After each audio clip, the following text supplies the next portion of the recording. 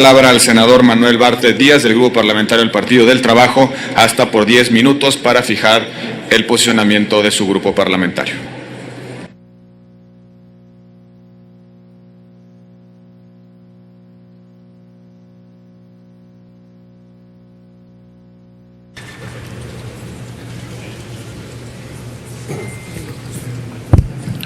Con su venia, señor presidente. Bienvenido, señor secretario, a este Senado de la República. En el tercer informe de gobierno, el presidente Peña Nieto manifestó su preocupación por la economía, atribuyéndole básicamente esa preocupación a factores externos. Podemos comentar nuevamente que insistir por parte del gobierno en las políticas de austeridad fiscal y en las reformas estructurales implica no reconocer que tales políticas son las causantes de la alta dependencia en que ha caído la economía nacional en torno del comportamiento de las variables externas.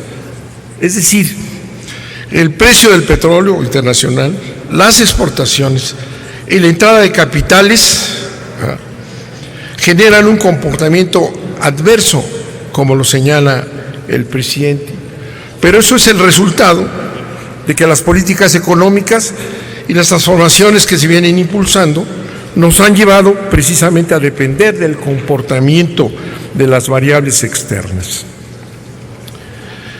Esto implica seguir desatendiendo la generación de empleo y el desarrollo productivo, que es la base de todo crecimiento económico.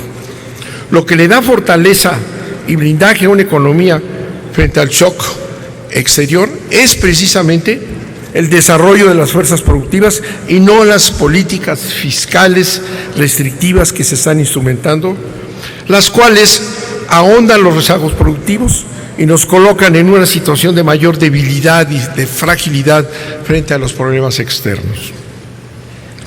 Se nos dice que somos una nación con proyecto y futuro, pero esa claridad del rumbo y ese proyecto de nación que tiene el gobierno es favorecer al gran capital a través de políticas de austeridad fiscal y las reformas estructurales que han achicado el tamaño y participación del gobierno en la economía y han incrementado la participación de la cúpula empresarial nacional e internacional, que se está apropiando de los sectores estratégicos de la economía, acentuando precisamente la desigualdad del ingreso, de la riqueza en el país. Ello no se ha traducido en mayor crecimiento, ni en mayor empleo, ni en mayor bienestar para las familias. Por el contrario, la economía nacional cada vez crece menos, aumenta el subempleo y la economía informal, y el número de excluidos, y aparejado a ello, además, se aumenta la violencia y la delincuencia organizada a lo largo y ancho del país. Esa claridad de rumbo de la que nos hablan pone en riesgo la seguridad nacional, ya que nos lleva a depender de la entrada de capitales, y de ahí el proceso de extranjerización que se ha impulsado, que debilita y subordina el Estado a los intereses del gran capital, a costa de desatender las demandas nacionales, como son problemas de seguridad nacional, los bajos salarios, el desempleo,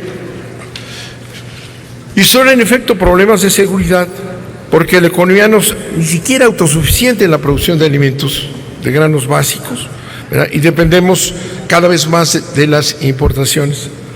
Y seguridad nacional en riesgo, porque al depender de la entrada de capitales, el gobierno no ataca el lavado de dinero y en consecuencia a los grupos ligados a ello, porque le es necesario para incrementar reservas internacionales y así encarar el déficit de cuenta corriente, de balance de pagos, y evitar que se desestabilice más el tipo de cambio.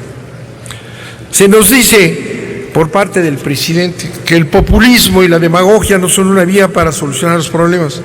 Y precisamente lo que se está haciendo en todas las áreas de este país es populismo y demagogia. Se vuelve a decir 3 años después que la ruta trazada es la única que permitirá brindar desarrollo y que el cambio se traducirá en mayor calidad de la vida, situación que no se presenta y que además es cada vez peor.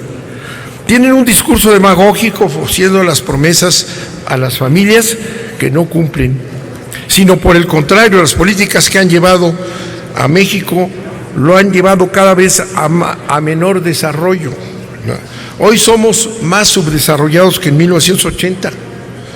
Tenemos menos industria y menos sector agrícola del que teníamos en dicho año, menos empresas públicas y un Estado reducido en tamaño y en su capacidad de negociación frente a la cúpula empresarial nacional e internacional.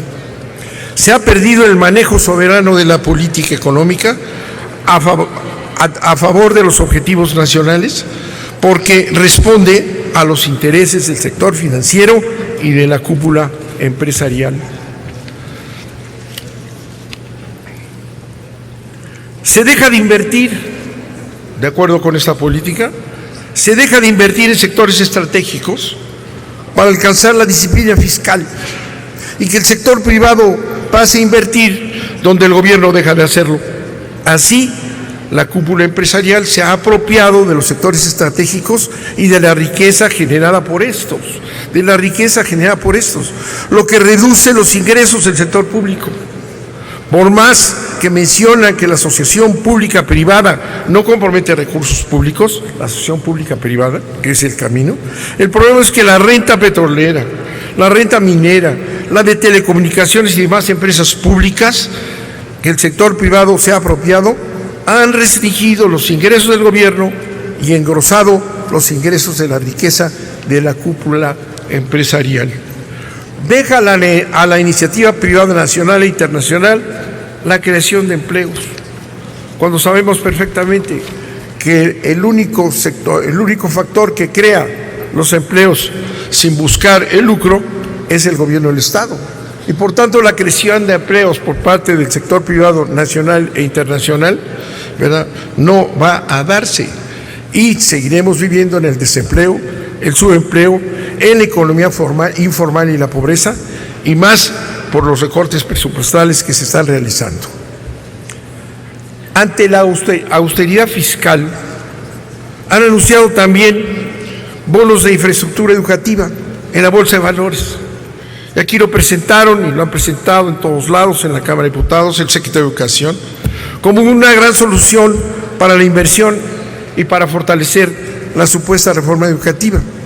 Por más que han insistido en que la reforma educativa no implica privatización, tal medida lo evidencia, están ya orientando la privatización de la educación pública a través de estos bonos en la Bolsa de Valores.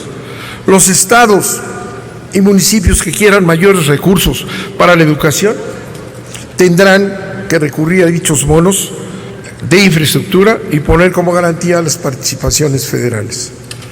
No es cierto que estemos avanzando y que hayamos avanzado ni siquiera en los años anteriores, y el decir que vamos a crecer en este nuevo periodo es absurdo, porque si no crecimos en los 3 años anteriores, hoy que se anuncia una restricción del gasto del tamaño que lo hacen, pues es absurdo pensar o poder siquiera decirlo que vamos a crecer cuando ni siquiera crecimos en el anterior periodo. Estamos hacia una desaparición de las únicas posibilidades que tiene el país para salir adelante. La privatización de empresas públicas, la privatización en general, la privatización que se anuncia en el sistema educativo, la privatización que está ya caminando hacia los sectores de salud, están acabando de destruir lo que construyó el Estado mexicano en décadas de enormes esfuerzos del pueblo mexicano. No podemos seguir en este camino. El resultado que nos espera en los próximos meses y años seguirá el mismo: el desastre económico, la pobreza y la entrega del país a los intereses extranjeros. Le agradezco mucho su atención, señor secretario, señor presidente, muchas gracias. Para fijar el